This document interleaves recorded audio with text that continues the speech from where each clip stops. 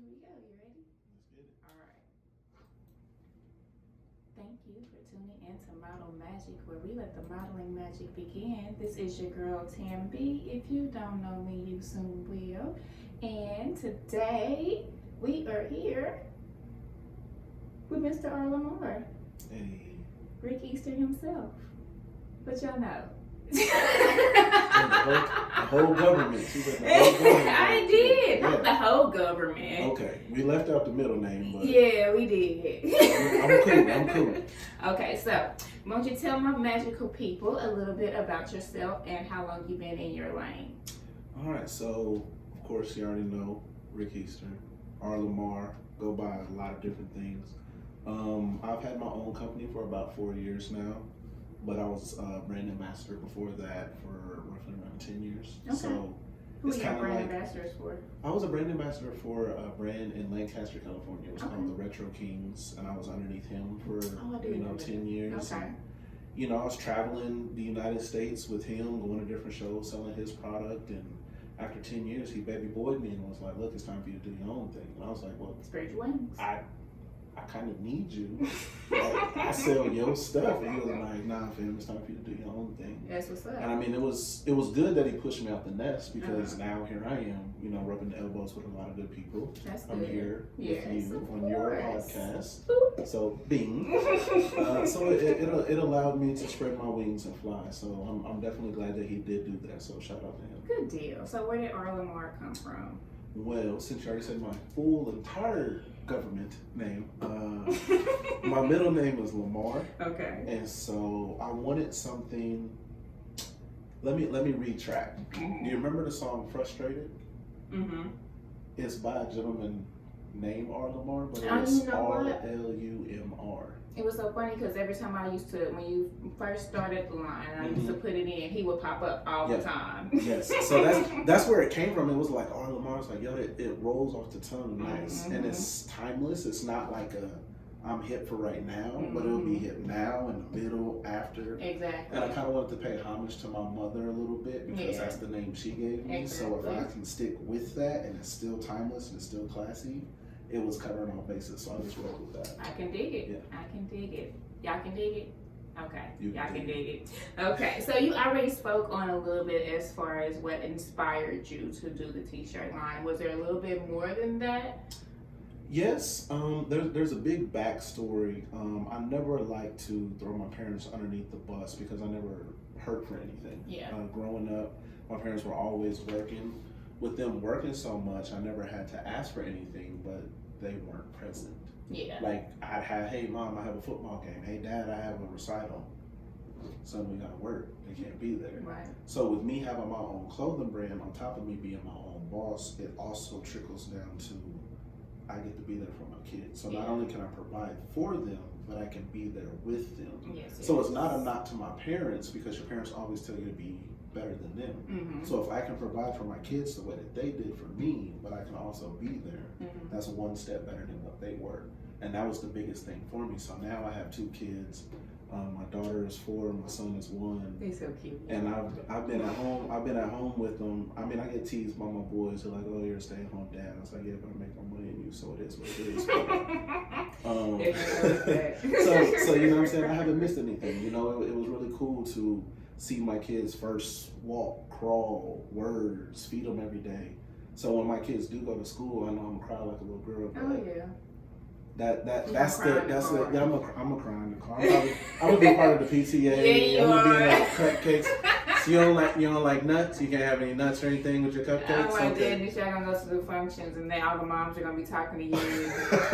Wifey just gonna be saying, "You're like, really right now?" That's gonna be so bad. I'm like, "Babe, we're carpooling. Like, Right. I gotta pick up little Timmy, because it's gonna be a sight to see, because there's not a lot of dads out there like me. Like, I like to carry myself. I'm gonna be a DILF. That's definitely gonna happen. Oh my night. I can't with you, really? That's what we do it. Oh my good night, I cannot. So good. That's gonna be on the next shirt. DILF. Dilf. Oh yeah. And I know they're You gonna know I say, will. Oh yeah. oh, they're gonna say like yeah. a mug. It's gonna be And right you- up there next to you the should- Black Men Don't Cheat shirt. It's You gonna be should both put a of them. little man with a dad bod down at the bottom. The little stomach. Yes. Yo, funny story. I was at the gym the other day and I was with my homeboy and he was working out. And I told him he's kind of skinny. So I said he looked like the worm in Men in Black. Remember the worm? Yes. And he was like, yeah, you got a dad bod. And I was like, what? And there happened to be a lady sitting next to me. And I was like, ma'am, not to interrupt your workout, but do I have a dad bod? She was like, no. Right. I'm like, bro, I had to fight against having a dad bod. You add dad bod and COVID together. Look, when I had my son, I was fighting. I'm talking about I was in the driveway doing dips on the trunk of my car working out. I'm not getting the dad bod. I swear I can see that. No, sir. But if you really wanted to get there, get tight and right, if you didn't do it during COVID, oh yeah, what's wrong with you? Like for real, you had all the time in the day, all the time in the world, all the time. Okay, so what motivates you or inspires you for the designs that you put on your t-shirts? Honestly, it's to be the best. Okay. Like, I just recently got back from Dallas, went to a show. Mm-hmm. Black kid walks up to me. He's trying to like pump me for information, like free information. Mm-hmm. And I gave him my business card. I said, hey man, if you have any questions, something, just hit me up. He's like, word, I can hit you up? And I'm like, yeah, bro, I'm open like a book. Like, I want you to succeed. Exactly. I want you to be keep better that. than I am. I don't want to keep the sauce from myself. It's not that many people like us out there. It's not. It's not at all. Everybody's about this dollar. I'm telling you something. You about to pay me. Mm-hmm. Why? I'd rather you pay me for my time Exactly. and my information. But one of the things that I told him, I said, man, me giving you this information is only going to motivate you. Exactly. And I said the reason why I say that is because nobody's fucking with me. Mm-hmm. Like, I have no competition. It's me versus me. So me giving you the information doesn't mean that you can do it like me. Exactly. Because you're not me. So everybody knows how to work out, but everybody doesn't look the same. Exactly. So it comes off. Some people will call it cocky, call it arrogant, whatever you want. But I've been in the game for so long that I know what people are doing, can do, won't do, scared to do, and I know what I can do. Right. So I don't see any competition. Yeah. So that's what I'm saying. And in all honesty, no entrepreneur should. For real. Truth. They're scared. Yeah. They're scared of somebody else doing better than them. When the only competition is the person that you were yesterday. Mm-hmm. Like, exactly, every day. So I mean, that's just something that I live by. And it's not for everybody. It's not for everybody. You cannot get down in the dunk. Ain't nobody gonna pick you up and dust you off. You have to be self-motivated, self-driven. And if you are not, this is not the business for you. You might want to go work at Sam's Club or Costco or something where you can get a 9 to 5 and your paycheck's gonna be your paycheck. Because you're gonna have the days where you broke as shit, and you're gonna have the days where you got bread. Exactly. You be like, boy, I love this, and then next week you be like, damn man, what did I go wrong? Man, what happened?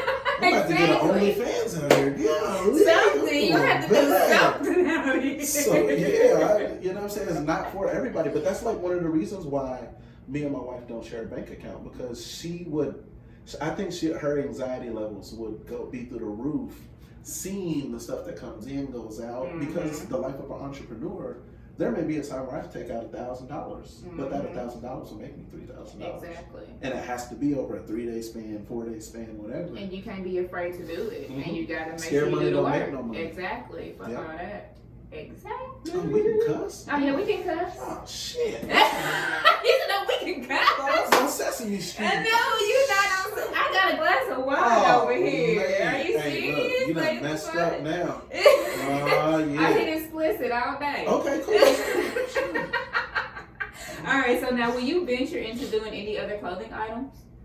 I have, but when I do it, When? I had like, girl, you don't see these shorts? Oh no, I didn't see those. Shut up. So people, how I do it, when I first came into the game, I was always scared about what other people think. You know, I would drop a shirt and I'd be like, Tamara, what you think about this shirt? And if you was like, I'm like, man, ain't nobody gonna buy it.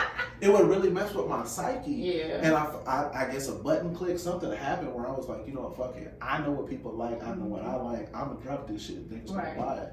So what I do now, instead of putting all that money into it, I make it for myself, Mm-hmm. and I wear it. Mm-hmm. And people be like, yo, where's that one at? And I'm like, oh yeah, I made this for myself. Right. If I have enough people hit me up at the event, like, yo, I need that. Mm-hmm. Then I did do something. Then I did what I was supposed to do without me spending any bread. You're selling yourself. Exactly.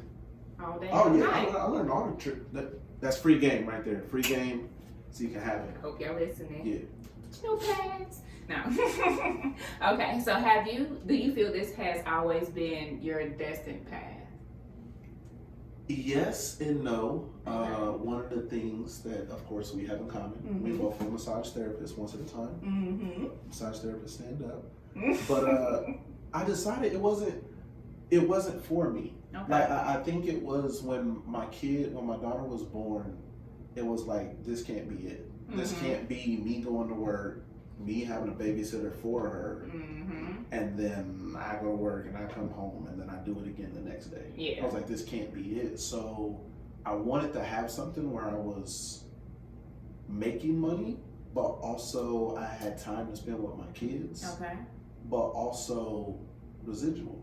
Right. And that's what a lot of people don't think about. They're like, oh yeah, I got a 9 to 5 and I'm making this and this. I'm like, yeah, but do you make money while you sleep? Exactly. I can go to sleep and wake up and make money. Exactly. I can be on vacation and make money. Exactly. You have to be at work to make what you're money. bragging about what it is that you make. Exactly. And that's not a knock to anybody out there. No. Everybody's different. But when my friends try to tease me and then I pull up receipts, or try to say I pull up my website because they don't have one, then they're like, oh, hold on, time out. That was, you talking about this with, yeah. I'm humble brag right there. So I decided that is what it is and I wanted to do. And eventually down the road, bigger picture is I want to give my kids a clothing brand. Okay. I want to give them their own brand so that when they go to school, they're wearing their stuff. Exactly. And that can open doors and avenues for them if they choose to go down that path. Yeah, I already got names picked out for the clothing line. Oh yeah, I already got. Did you run it by her first? Yeah, I told her. I think I told her like 2 weeks ago. Almost like, because we were talking about school, and I was like, "Hey, Daddy wants to give you your own clothing line," and I'm talking about her cheeks lit up from side to side because she helps me. You know, kids are like sponges; they pick up on everything it is that you do. And there's times where she wants to play, and I'm like, "Well, Daddy has to work," and she's like, oh great, another shirt. Imagine that. Like she's spicy. Oh yeah. But then there's times where I'm like, yo, I want you to help Daddy. And she's like, all right, cool, what you want me to do? And she'll grab shirts. She's like, here's some shirts. Hey, can I put the business card in there? So she enjoys doing it. But just imagine if she was doing it by herself for her own brand. Kids, parents, hell, the school may pick up. Exactly. Opportunities are endless. She can start making like the Spirit Week shirts and all that shit. I tell people if I would have went to school, which mind you, I didn't go to school for marketing. I didn't go to school for graphic design. I didn't go to school for business. If I would have went to school for those 3 things, man, but we can't live in the past. Nope, you can't. I'm gonna do what I do. Exactly. In the lane that I'm in right now and continue to kill it. There you go. So what is one main obstacle you had to conquer to get where you are today? Main obstacle I had to get over that fear. I had to get over that fear of what will people think. And that's a big one too. It's a big one, but another hurdle that you also have to jump over is you'll spend money to make something. That doesn't mean that they are gonna buy it. And there's times where I've put $200, $300 into a design and I'll sell 2 shirts. And I just have to sit up there and just eat it. And that's... But you gotta keep back, that's where you keep on going. Oh, that hurts. I know. Like, yo, something has to get. And I think the hardest thing is when you have to do that clearance sale. Because like you have this product that you've already put in, nobody's buying it, you're like, well, all right guys, $20. Yeah. Damn. $20, man. So then, because when you do that, then they think, well, if I wait long enough, this will happen again. If I don't buy it right now, then eventually, don't get used to it. Exactly. It's never a failure. It's always a lesson. Right. It's a lesson I learned. My goodness. Okay, so I looked on your Instagram. You got a couple of people sponsoring you, my fella. Yeah. So can you shout your sponsors out, or are you Absolutely. able to do that? Absolutely, Okay. I am. Absolutely. And So that they reach out to you, or did you reach out to them? that was me networking traveling. Good shit. That was me networking traveling. The very first sponsor that I got was, you guys are familiar with them, was a Container Store. Mm-hmm. So the Container Store, I was introduced to them by one of my big brothers named Jumpman Bostic. He lives in Detroit. And they converted, he has over 2,000 pair of shoes. Mm-hmm. And they converted his entire collection over to him. Mm-hmm. And so I went to SneakerCon in Dallas, and he was like, you should check out my little brother's collection. Mm-hmm. And they did. They gave me like $200 in free gift cards or whatnot, no big deal. And then they came to me, they was like, we want to convert your entire collection over. That's awesome. So each month they sent me like 6 cases. Now we're talking, a case of these shoe containers cost like $60 Mm-hmm. each. They did that for 12 months, 6 cases, crazy. and converted the entire collection over. That'll do it. So that was, and it wasn't just me, it was a team. So Mm-hmm. like we were like a whole marketing team, and they flew us down to Dallas, let us go to the headquarters, showed us how to do stuff and how they created everything. So that was a super duper humbling experience. Mm-hmm. But me going to the sneaker events, I was introduced to Soul Premise. Okay. So Soul Premise is a sneaker traveling bag that's TSA approved. Okay. So now when I go on trips, I don't have to go to the right. I can go to the left, go straight to my gate, Mm-hmm. because they have a duffel, they have a backpack. Backpack goes up top, duffel goes underneath. Mm-hmm. I'm good to go. I There don't have you to go. check no bags, because that's Okay. my entire weekend. That's everything awesome. that I need. Okay. So that was cool, and they get my own discount code. So Mm-hmm. soulpremise.com. Tap in R Lamar, save you 30%.